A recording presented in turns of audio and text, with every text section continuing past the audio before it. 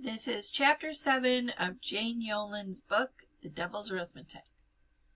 Stories seemed to tumble out of Hannah's mouth, reruns of all the movies and books that she could think of. She told the girls about Yenta, and then about Conan the Barbarian with equal vigor, about Star Wars, which confused them, and Fiddler on the Roof, which did not. She told them about the plot of Little Women in 10 minutes, a miracle of compression, especially since her book report had been 7 type pages. She mesmerized them with her tellings. After the first one, which they had interrupted every third sentence with questions, they were an attentive audience, and silent except for their frequent loud sighs and Esther's nervous laughter at all the wrong moments. Rachel cried at the end of Yenta when Hannah described Barbra Streisand bravely sailing out to America alone, and all 4 had tears running down their cheeks when Beth died in Little Women. Hannah wondered at this strange power she held in her mouth. It was true that Aaron had always liked her stories, so did Rosemary, but as her best friend she had to. And the Brody twins, whom she'd only started to babysit, could usually be kept quiet with a tale, but she had never had such a large, appreciative audience before. Walking through the woods behind the wagons, the girls kept jostling one another for the place of honor by Hannah's side. Hannah wondered about that most of all. In New Rochelle, except for Rosemary and 2 other friends who had all been together since 1st grade, she was not very popular. There was even one clique of girls, Rosemary called them the Snubs, who never spoke to her, though 3 of them were in her Hebrew class and one was actually Rosemary's cousin. She remembered vividly standing with Rosemary at the school's water fountain, giggling and splashing each other. The Snubs came over and called them babies just when Jordan Mandel walked by.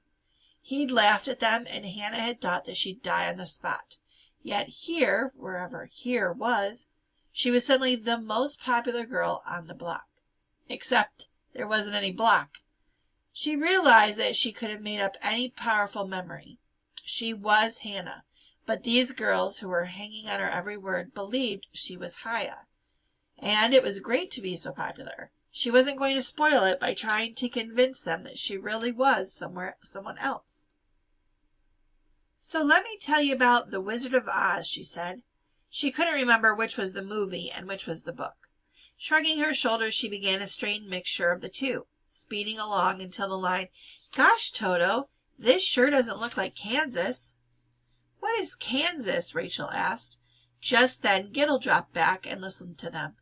Hannah was afraid that she would interrupt them or make her ride in the wagon, but all Giddle said was, "Kansas, it is in America, near New Rochelle," and then she walked away, laughing. As they wound on through the forest, Hannah guessed everybody from the chateau was there. The littlest children and some of the older women rode in the open wagons, but everyone else walked. Sunlight filtered through the canopy of large trees, spotlighting the forest. It was even more magical than the forest in Oz, Hannah thought. When she stopped for a moment to take it all in, the girls complained. Go on, Shifri said. What happened next?" Putting her arm around Hannah's waist, Rachel smiled. "Let her be. She's only catching her breath." "You are the one who has trouble catching her breath," said Yenta the Cossack. She wrinkled her long nose. "Bahia has plenty of breath. Shifri is right. What happened next to this Dorothy Gale?" Hannah was in the middle of a muddled version of Hansel and Gretel. Having temporarily run out of movies and books and had fallen back on nursery tales she told Aaron or the Brody twins, when her attention was arrested by a high, thin, musical wail. She stopped in mid-sentence. The others heard it at the same time, and Yenta clapped her hands. "The klezmer!" she cried out. "We're almost there." She'd been holding Hannah's arm, but pulled away half-step to look longingly toward the front of the line. For a moment, Hannah almost was annoyed at having her audience distracted. "Don't you want to hear any more?" she asked. "Never mind her, Haya," Rachel said smoothly. How are you to guess Yenta knows songs like you know stories? She will leave the dinner table even at the sound of a clarinet. So ignore her and finish about this witch. Does she push Gretel into the oven or not?" But the mood was broken, and a new mood took over as the villagers at the sound of the clarinet reached them. The pace of the walk, which had become leisurely, quickened. Even the horses picked up their step. The constant chatter stopped. Everyone seemed to be straining to listen. Then another instrument joined in. It took a moment for Hannah to realize that the second was a violin. It certainly wasn't like the one that she had labored on in Suzuki class so long and with so little result. This violin had a piercing, insistent sweetness of tone, almost like a baby crying. The wagons came to a halt as the klezmer band came around in the bend in the forest. Hannah saw that there were 3 musicians in all, a clarinet, the violin, and an accordion. The music was fast and full of wild energy.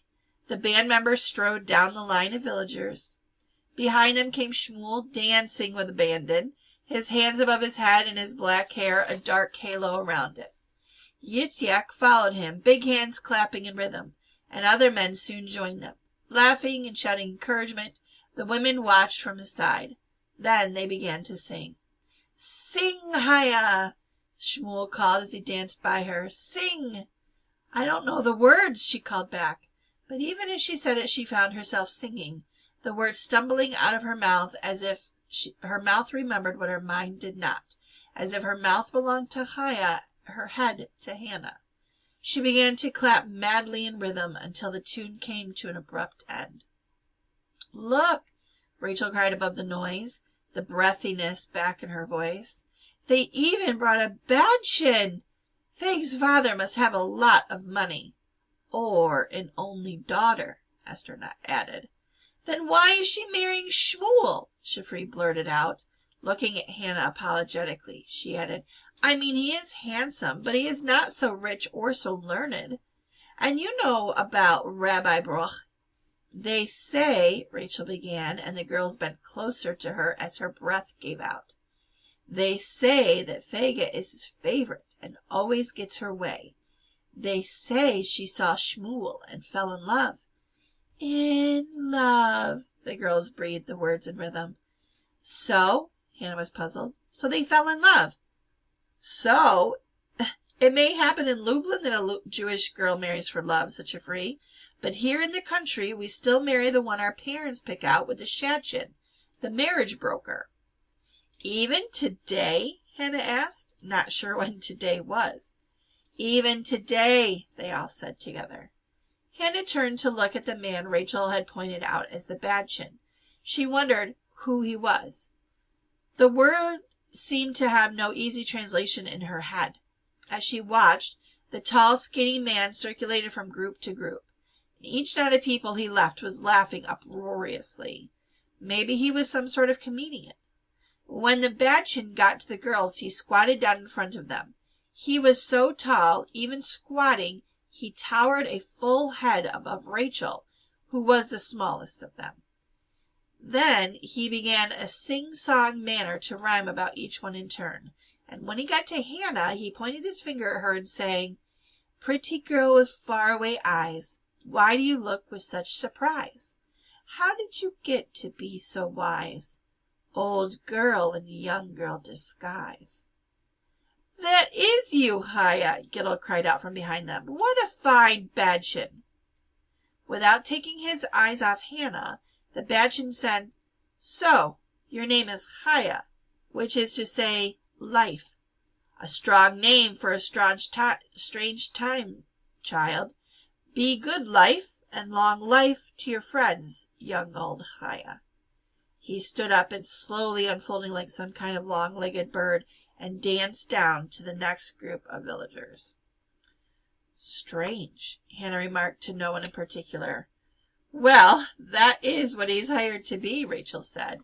"Strange and mysterious and to make up rhymes, sing songs, tell fortunes. He said I looked startled by life, Haya. Do you think so?" She put her arm through Hannah's. Hannah shrugged. She wasn't really thinking about what Rachel said. She was watching the Badchin. He reminded her of something or someone, but she couldn't think what.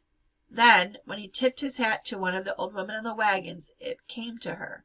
He was like a court jester, only instead of wearing one of those colorful caps with bells, he wore a black hat like the other men, and at the bottom of his coat danced along with his every move.